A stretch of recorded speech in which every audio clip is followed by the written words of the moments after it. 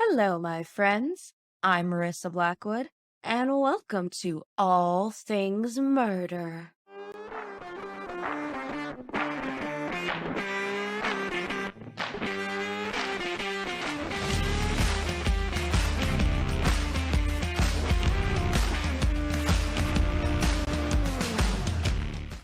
Welcome to All Things Murder, the show that dives into real true crime cases that inspired pop culture movies and shows we know today. I'm Marissa Blackwood, and my friends, if you're like me, then you are not too keen on going to the hospital. Okay, like some of us, like myself, have experienced their own nightmare horror doctor or hospital story. But nothing, and I mean nothing, compares to the nightmare that went on for 16 years, okay? 1-6, without anyone noticing. If you thought you were afraid to go to the hospital before, oof, my friends, you should hear this case. For today, we'll be discussing Netflix's new movie, Good Nurses, Charles Cullen. Listener's discretion is advised. If you're a fan of horror movies or true crime, or perhaps both like myself, don't forget to like and subscribe, and don't forget to check out my TikTok at Sinister Marissa. Netflix's new movie, The Good Nurse, stars Jessica Chastain and Eddie Redmayne, and was released on October the 19th of this year. The Good Nurse is about a nurse named Amy Logren, who is shocked when she discovers her colleague, Charlie Cullen, is responsible for the murder of dozens of patients over a 16-year period across 2 states, 9 hospitals, without being charged. Ugh. This case is just infuriating to me. I've already hated doctors because I've already had so many horror stories. Just reading this case and watching the movie just, fueled it even more. Charles Cullen was born on February 22nd, 1960 in West Orange, New Jersey. Charles described his childhood as miserable, which, surprise, surprise, another serial killer who had a miserable childhood. Shocking. And claimed to have been constantly bullied by his classmates and his sister's boyfriends. He suffered from depression and attempted suicide multiple times over the years. His mother died in Charles's senior year of high school, and in the wake of her death, he dropped out of high school and enlisted in the U.S. Navy. There he served aboard the USS Woodrow Wilson as a petty officer, second class of the team that operated the missiles. Yeah, they let a depressed guy, like, all right, yeah, have power. Nobody did checks back then. Nobody did checks. Even in the Navy, he was hazed and bullied by his fellow crewmen, which made him attempt suicide yet again, and he was sent to the Navy's psychiatric ward several times over the years. In 1984, Charles received medical discharge for undisclosed reasons.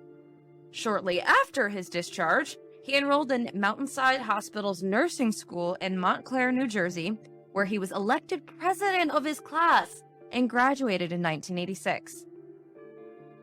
After graduation, he worked in the burn unit of St. Barnabas Medical Center in Livingston. Now, all seemed to be going well for Charles because he met and married a woman named Adrienne Baum in 1987, and a year later, they had their first of 2 daughters. Like, yay! Things are turning around! But we all know happiness does not last long for these types of serial killers. Nay, nay. And over the years, Charles's wife became increasingly disturbed by his unusual behavior and the abuse of the family dogs. Like, that's an early sign for serial killer. Red flag, ladies. If you are dating a guy and he is abusive to your animal, red flag. And is probably a serial killer. Get away from that. In 1993, she filed a restraining order against him for she feared that he might endanger her and their 2 children. She claims she witnessed Charles spiking drinks with lighter fluid. Okay, frickin' lighter fluid. Burned his daughter's books and left the kids with the babysitter for a week. Like, peace out, you got it. Like, who the fuck? Where was Child Protective Services? This man is a psychopath. Of course, Charles denied the claims, saying, "Oh, my wife's exaggerating. You know wives, right?" But she knew he was mentally ill. Yeah. The murders. On June 11th, 1988, Charles Cullen administered a lethal dose in a patient's IV who had been admitted to the hospital after suffering an allergic reaction to blood-thinning medicine. Now, this would be the first of many victims. He'd eventually go on to killing several other patients at St. Barnabas, including an AIDS patient who died after Charles gave him an overdose of insulin. Now, Charles left St. Barnabas in January of 1992 when the hospital authorities, started investigating the contaminated IV bags. Like, yeah, dude, it's a hospital. They check shit. The investigation later determined that Charles had most likely been responsible, resulting in dozens of patients' deaths at the hospital. Okay, did an investigation, they thought, maybe it's Charles. Did an investigation, didn't call the police. Why? We don't know why. He hopped from hospital to hospital, including Warren Hospital, where he murdered 3 elderly women with overdoses of the heart medication dioxin. Hunterton Medical Center, murdering 5 patients between January and September of 1996, again with overdoses of dioxin. Morristown Memorial Hospital, Lehigh Valley Hospital in Allentown, Pennsylvania, and St. Luke's. Okay, so this guy is getting around, okay? And you're probably like, okay, he's hopping from hospital to hospital, people are dying and they're not connecting the dots. Like, what gives? In spite of this odd employment record, he had no problems finding work because there was a nationwide lack of nurses. Shit, people don't want to be nurses now. Imagine back then. Yeah. Another reason was that at the time, there was no form of registry that kept track of nurses with medical problems. Now we have that for a reason. It's probably because of this guy. There were no suspicions that he was a killer until a coworker. Okay, a coworker had to help people realize, hey, this guy might be responsible.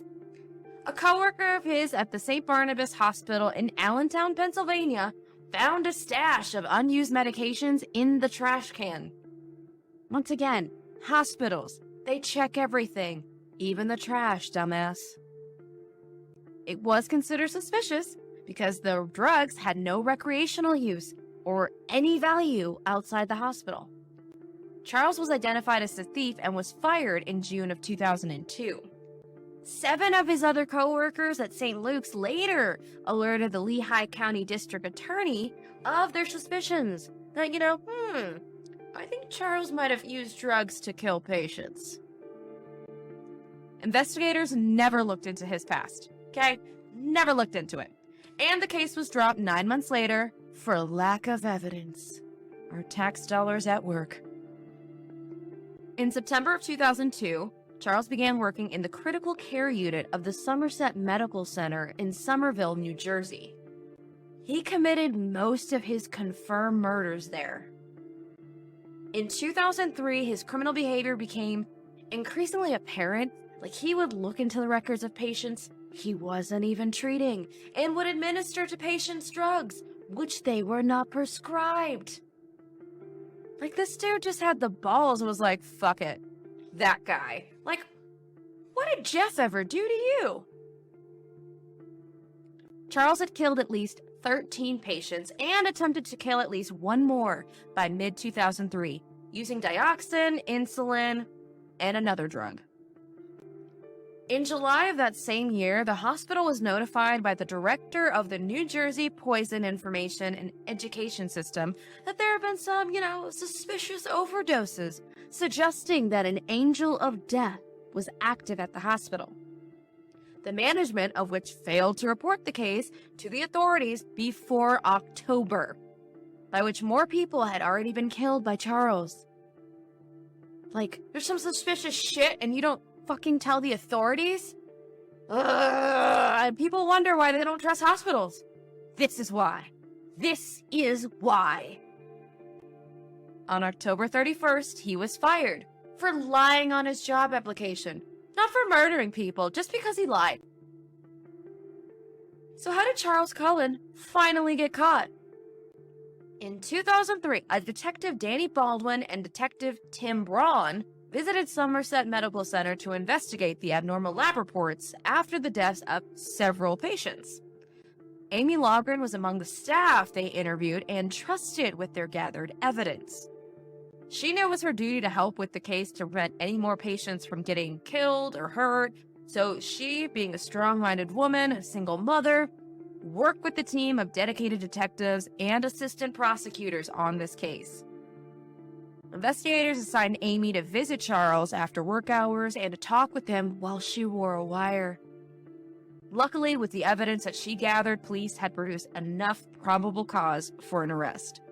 Let's just recap. There have been several hospitals that had many patients dying of suspicious deaths and overdoses on their lab reports, and no one but this mom, the single mother, nurse, working her ass off, had to risk her life for a serial killer just to get this shit on a wire, and then y'all arrested him? Like, oh, the frustration, the anger, oh my god, so much wrong here.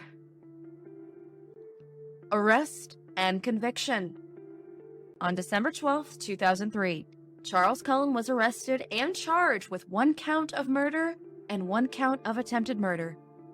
Yeah, 1. On December 14th, he admitted to murdering as many as 40 patients over his 16-year career.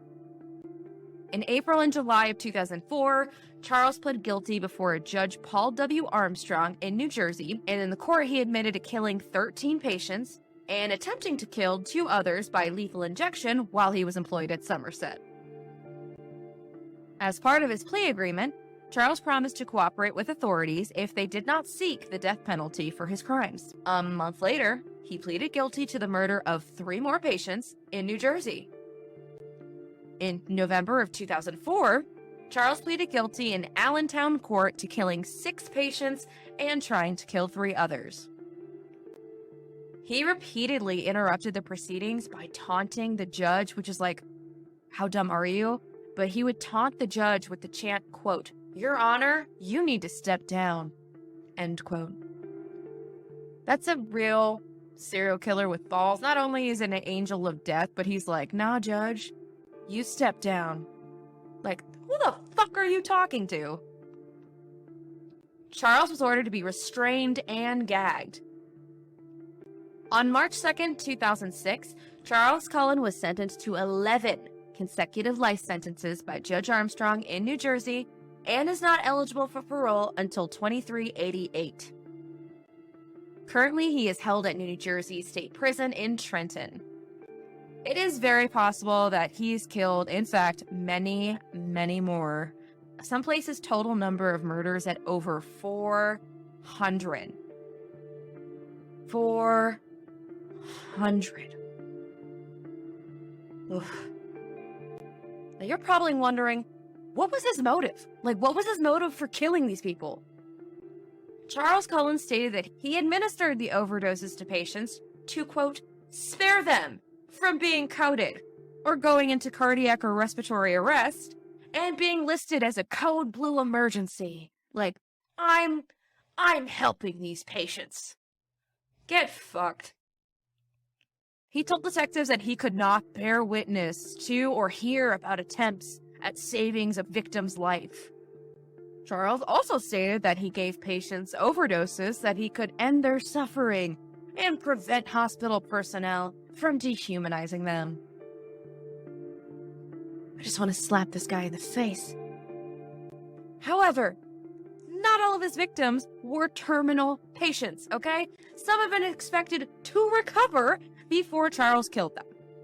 Investigators state that Charles may have caused patients to suffer, but doesn't realize that, which contradicts his claims of wanting to save all patients. And that, my friends, is the true story of Charles Cullen, the Angel of Death. Thank you guys so much for joining me. I'm Marissa Blackwood, and don't forget to tune in next week for a new All Things Murder, if you dare.